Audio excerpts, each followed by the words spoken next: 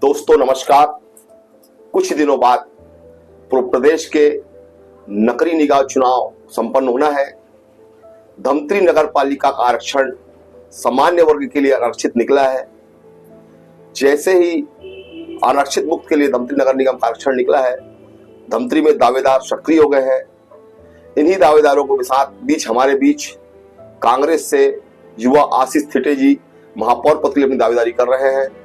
हम उनसे चर्चा करेंगे और जानने का प्रयास करेंगे कि धमतरी निगम को लेकर उनके पास क्या विजन है, वो कैसे इस पद के लिए अपने आप को उपयुक्त मानते हैं। सबसे पहले धमतरिया के गोट में आपका स्वागत है आशीष भैया। कुछ दिनों बाद प्रदेश में नगरीय निकाय चुनाव होना है, जिसपे धमतरी नगर निगम भी शामिल है जी। धमतरी नगर पालिक निगम का महापौर का पद जो है सामान्य वर्ग के लिए आरक्षित निकला है जी। तो इसमें इस बार काफी रोचक मुकाबला होने की संभावना है जी। आप भी कांग्रेस से एक मजबूत दावेदार के रूप में सामने आ रहे हैं जी। सबसे पहले आप अपना परिचय हमारे दर्शकों को दें। मैं आशीष थिटे, मैं 1992 से भारतीय राष्ट्रीय कांग्रेस में लगातार सक्रिय रूप से काम करते आ रहा हूँ। मैंने पहले NSUI पैनल से नगर शालेय छात्र संघ अध्यक्ष बना मैं। उसके बाद मैं NSUI का जिला अध्यक्ष का पद मैंने संभाला। फिर मैं जिला युवक कांग्रेस का महामंत्री रहा, ब्लॉक कांग्रेस कमेटी का उपाध्यक्ष महामंत्री रहा। अभी वर्तमान में मैं जिला कांग्रेस कमेटी धमतरी का महामंत्री हूं और उसके पद पर कार्य कर रहा हूं। थिटे जी, पहली बार आजादी के बाद जी पिछले चुनाव में कांग्रेस को धमतरी नगर निगम की सत्ता मिली थी जी। तो सबसे पहले हम चर्चा की शुरुआत करेंगे कि पिछला 5 साल क्या लगता है कांग्रेस के रूप में, महापौर के रूप में कैसा रहा नगर निगम में, धमतरी के अंदर में विकास कार्यों को लेके और जनता के बीच कितने जनता संतुष्ट है, क्या संतुष्ट, आपको क्या लगता है? पिछला जो 5 साल का जो नगर पालिक निगम का कार्यकाल, जिसमें हमारी भारतीय राष्ट्रीय कांग्रेस के महापौर आदरणीय विजय देवंगन जी बैठे थे, जितनी भी शहर के वार्डों की जो समस्या थी, उन्होंने सतत निरंतर प्रयास करके बहुत अच्छा काम किया है। हमारे जितने सभापति थे, हमारे जितने पार्षद थे, सभी ने अपने अपने वार्डों में और शहर में बहुत अच्छा पूरा 5 साल सक्रिय रहकर कार्य किया है। आपको लगता है कि उनके कार्यकाल से जनता संतुष्ट है, ऐसा लगता है आपको कि क्या कमियां रह गई है उसमें? जो स्थानीय नगर पालिक निगम हो या स्थानीय नगर पालिका परिषद हो, समस्याएं अनंत रहती है। उसका कारण यह है कि वार्डों में समस्या बहुत सारी रहती है। हर वो व्यक्ति जो या वो पार्टी का पदाधिकारी जो उस पद पे निर्वाचित होकर बैठता है, वो कोशिश करता है कि जनता की पूरी समस्या को हल कर सके। लेकिन हमने कोशिश की है कि पूरी समस्या हल हो सके, और अगर कुछ समस्या बाकी भी होगी तो उसको अब आगे अगर हम निगम में बैठेंगे तो उसको हल करेंगे। धमतरी शहर की सबसे बड़ी समस्या रही है ड्रेनेज सिस्टम जी। आज भी एक बरसात के पानी में धमतरी की सड़कें लगाव हो जाती है, लोगों को आने तकलीफ होती है। इसको लेकर आप क्या मानते हैं? अगर पार्टी और जनता अगर आपको महापौर के रूप में आशीर्वाद देती है, तो धमतरी नगर निगम को लेकर आपका क्या विजन है? जो सबसे बड़ी समस्या है ड्रेनेज सिस्टम, उसको लेकर आपके पास क्या कार्य योजना है, हमारे दर्शकों को बताने की। धमतरी जब नगर पालिका थी, उस समय से करीब 50 से 60 वर्ष पुरानी बात के समय से बात में अपनी प्रारंभ कर रहा हूं। जो यहाँ का वाटर सीवरेज सिस्टम है, वो पुरानी प्रणाली पर बना हुआ है। आज शहर का दायरा बढ़ चुका है, वार्डों का दायरा बढ़ चुका है, और अब हमको जो सीवरेज सिस्टम प्रणाली है वो आधुनिक बनाना पड़ेगा। सीवरेज सिस्टम प्रणाली को आधुनिक बनाने के लिए शासन से पैसे की जरूरत भी पड़ेगी। और अगर हम बैठते हैं तो अभी भाजपा राज्य सरकार में भाजपा का शासन है, हम उनसे पूरे हाईटेक सीवरेज सिस्टम की प्लानिंग करके, योजना बनाकर, पैसे की मांग करके हम धमतरी नगर पालिका निगम की आम जनता को विश्वास दिलाते हैं कि आने वाले 2 से 3 साल में सीवरेज सिस्टम की यहाँ प्रणाली इतनी हाईटेक बनाकर दी जाएगी कि यहाँ पर जो बरसाती पानी या पानी की जो समस्या है, जो सड़क में या वार्डों में जाम हो जाता है, उसकी समस्या को हल किया जाएगा।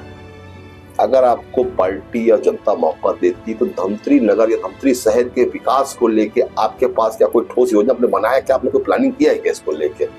अगर मुझे कांग्रेस पार्टी मौका देती है लड़ने के लिए, अधिकृत प्रत्याशी घोषित करती है, और अगर मैं धमतरी नगर पालिक निगम में महापौर बन के आता हूं, तो मेरे पास बहुत सारी योजनाएं और विजन और प्लानिंग्स है जिसके तहत मैं 5 साल अच्छे से कार्य करके धमतरी शहर को एक व्यवस्थित नगर और शहर बनाने का प्रयास करूंगा, जिसमें मेरे पास सबसे पहला ये है कि इस शहर को धूल मुक्त बनाना है।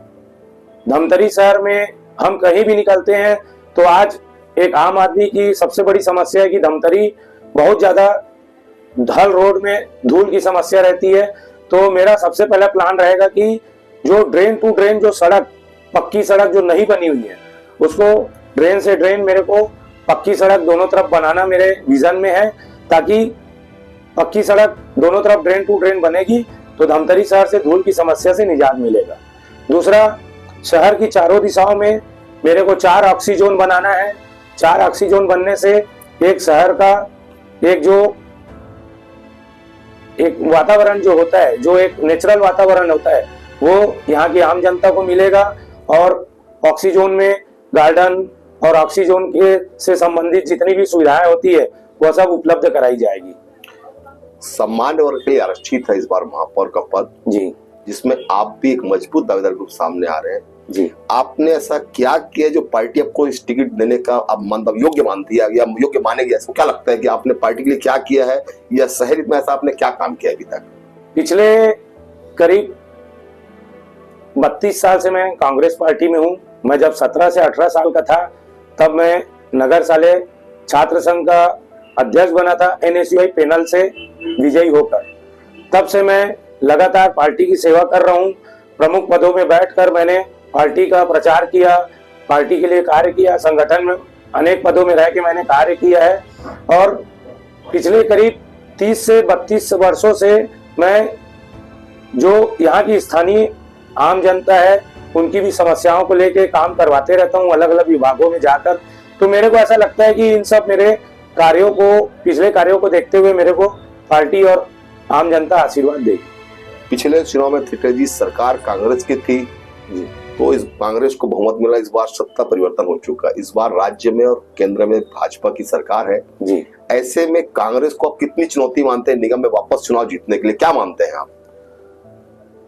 हमने पिछले 5 साल में बहुत अच्छा परफॉर्म किया है नगर पालिक निगम में। हमारे पार्षद, हमारे सभापति और हमारे महापौर महोदय ने बहुत अच्छा काम किया। लगातार 5 साल फील्ड में और जमीनी स्तर पर सक्रिय रहे हैं, और अनेक प्रकार की जो भी और समस्याएं थी उनको पूरा निराकरण किया है। उस परफॉर्मेंस के तहत और उस बेस पर हम वापस जनता के बीच में जाएंगे और चुनाव जीत कर आएंगे। बेटा जी, मैं आपका ध्यान जानना चाहता हूँ कि अभी कुछ लगभग 1 साल पहले विधानसभा चुनाव हुआ है जी, जिसमें शहर से जी कांग्रेस को ऐतिहासिक हार मिली है। कांग्रेस के लगभग वार्डों में सिर्फ 2 वार्डों में कांग्रेस को बढ़त मिला है, बाकी वार्डों से कांग्रेस को करारी हार झेलनी पड़ी है। एक तरफ अगर आप बोल रहे हैं कि कांग्रेस ने काम किया है, महापौर ने अच्छा काम किया है, पार्षदों ने अच्छा काम किया है, लेकिन जो चुनाव नतीजे रहे हैं, चाहे लोकसभा हो चाहे विधानसभा हो, जो कांग्रेस बहुत कमजोर रही है। तो आप ऐसा कैसा लगता है कि कांग्रेस अच्छा काम, क्योंकि जनता ने तो नकार दिया है कांग्रेस को? विधानसभा के चुनाव, लोकसभा के चुनाव और स्थानीय नगर निगम चुनाव में, तीनों में अलग अलग मतदाताओं का अभिमत काम करता है।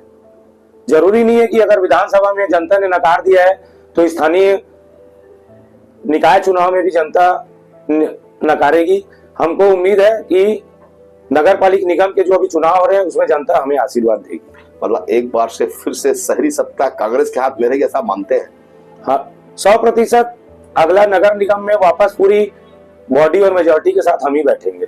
गुटबाजी से हम चर्चा करें, ऐसा देखा जाता है कि कांग्रेस में जो संगठन के बीच और जनप्रतिनिधि जो तालमेल होना चाहिए वो भी कहीं ना कहीं कम दिखता है। गुटबाजी को लेकर आप क्या मानते हैं कि कांग्रेस में कितनी गुटबाजी, और क्या गुटबाजी से कांग्रेस को नुकसान होना है कि नहीं होना है?